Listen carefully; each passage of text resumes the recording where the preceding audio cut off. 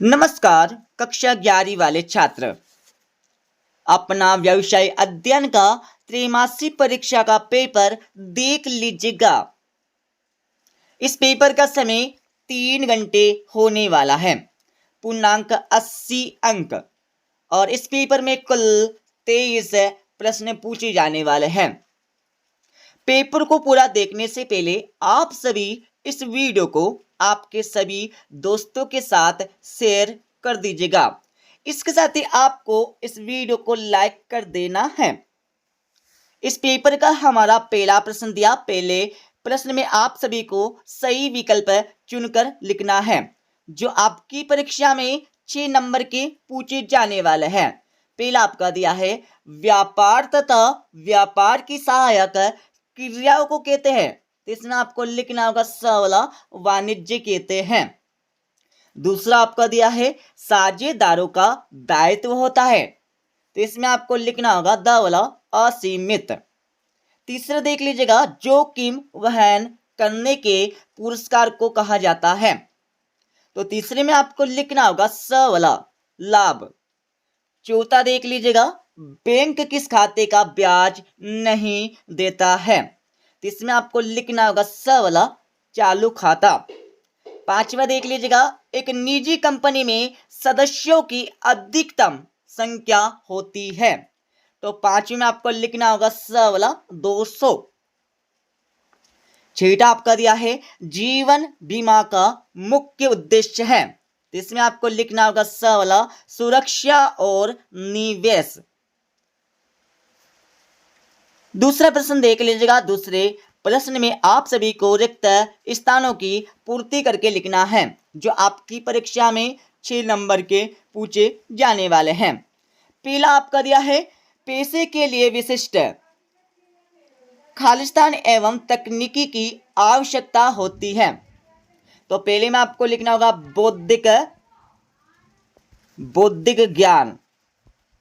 बौद्धिक ज्ञान आपको लिखना होगा पहले का आंसर। ठीक है। दूसरा देख लीजिएगा फुटकर व्यापारी अपना माल किसको बेचता है। तो दूसरे में आपको लिखना होगा उपभोक्ताओं को। यह आपको लिखना होगा दूसरे का आंसर। तीसरा देख लीजिएगा वस्तुओं को सुरक्षित रखने के लिए किसका प्रयोग किया जाता है। तो तीसरे में आपको लिखना होगा पैकेजिंग का प्रयोग किया जाता है। चौथा देख लीजिएगा एक दूसरे से जुड़े कंप्यूटर के जाल को क्या कहा जाता है। तो चौथे में आपको लिखना होगा कंप्यूटर नेटवर्क। पांचवा आपका दिया है कंपनी एक कैसा व्यक्ति है। तो पांचवी में आपको लिखना होगा निजी। कंपनी एक निजी व्यक्ति है। छठा आप देख लीजिएगा किस क्षेत्र में सरकारी नियंत्रण नहीं होता है। तो छठे में आपको लिखना होगा सार्वजनिक क्षेत्र।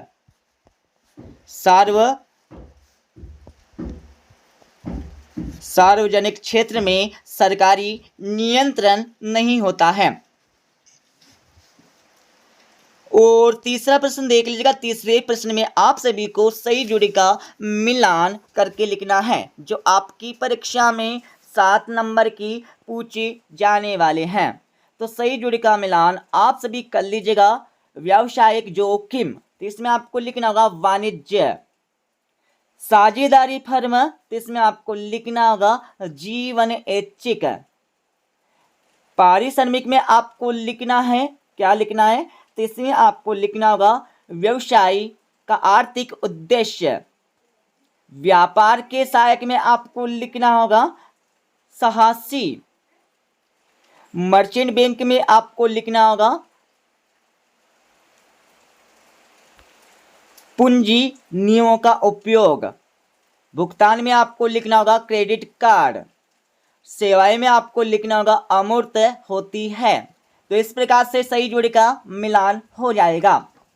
चौथा प्रश्न देख लीजिएगा। चौथे प्रश्न में आप सभी को सत्य अथवा असत्य बता के लिखना है जो आपकी परीक्षा में 6 नंबर के पूछे जाने वाले हैं। पहला आपका दिया है रोजगार में पूंजी की आवश्यकता होती है, तो बिल्कुल नहीं होती है, असत्य हो जाएगा। दूसरा आपका दिया है वस्तुओं के क्रय विक्रय को उद्योग कहते हैं, तो बिल्कुल नहीं कहते, असत्य हो जाएगा। और तीसरा आपका दिया है निजी कंपनी के अंश हस्तांतरणीय होते हैं, तो बिल्कुल नहीं होते, असत्य हो जाएगा। और चौथा आपका दिया है निदेशक पहचान संख्या केंद्र सरकार जारी करता है, तो बिल्कुल यहाँ पर करता है, सत्य हो जाएगा। और पांचवा आपका दिया है निजी कंपनी को पूंजी अभिदान की आवश्यकता नहीं होती है, तो बिल्कुल नहीं होती है, सत्य हो जाएगा। और छठा आपका दिया है डाक विभाग वित्तीय सुविधाएं प्रदान करता है, तो बिल्कुल करता है, सत्य हो जाएगा। पांचवा प्रश्न देख लीजिएगा। पांचवें प्रश्न में आप सभी को एक वाक्य में उत्तर देने होंगे जो आपकी परीक्षा में 7 नंबर के पूछे जाने वाले हैं। पहला देख लीजिएगा, व्यवसाय किस प्रकार की क्रिया है, तो पहले में आपको लिखना होगा आर्थिक। व्यवसायिक एक आर्थिक क्रिया है, ये आपको लिखना होगा, ठीक है, ये हमारा पहले का आंसर हो जाएगा। दूसरा देख लीजिएगा, संदेहवाद की बाधा किस सहायक उद्योग से दूर की जा सकती है, तो दूसरे में आपको लिखना होगा संचार के साधनों से। संचार के साधनों से, यह आपको लिखना होगा। और तीसरा देख लीजिएगा, पार्षद सीमा नियम में कितने वाक्य होते हैं, तो तीसरे में आपको लिखना होगा 6 वाक्य। चौथा देख लीजिएगा, भारतीय अर्थव्यवस्था कैसी अर्थव्यवस्था है, तो चौथे में आपको लिखना होगा मिश्रित। पांचवा देख लीजिएगा, भारत का केंद्रीय बैंक कौन सा है, तो पांचवी में आपको लिखना होगा भारतीय रिजर्व बैंक। छठा आपका दिया है बेल का पूरा नाम क्या है, तो इसमें आपको लिखना होगा भारत हेवी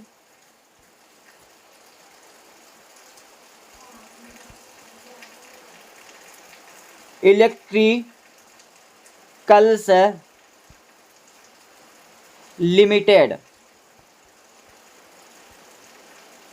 ये हमारा बेल का पूरा नाम हो जाएगा।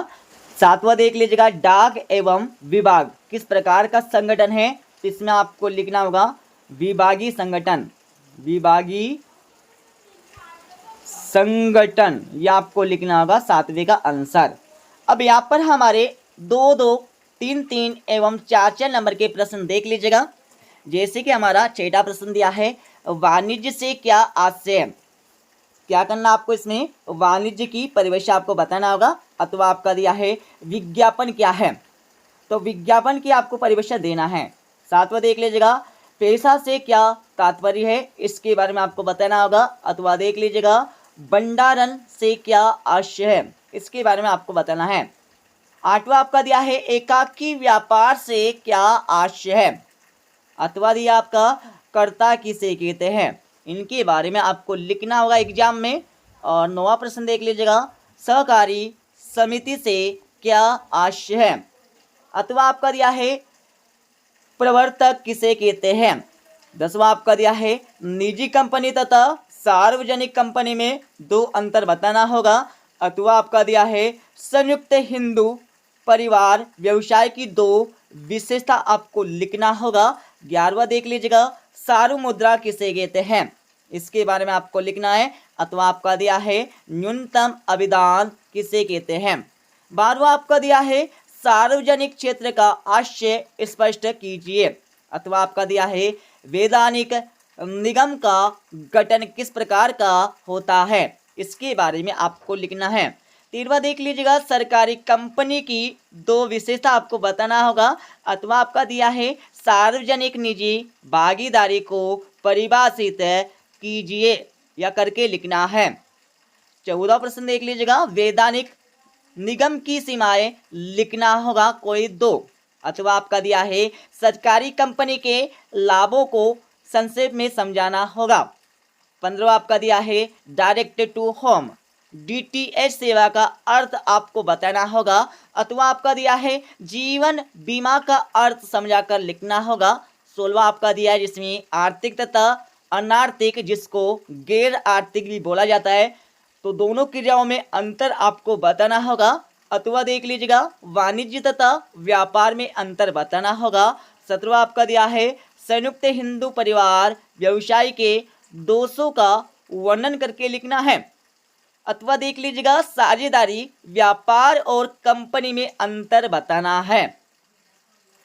18वां देख लीजिएगा, 18वीं में क्या पूछा है, भूमंडली उपक्रम का आशय लिखते हुए इसकी विशेषता आपको बताना होगा, समझाना होगा।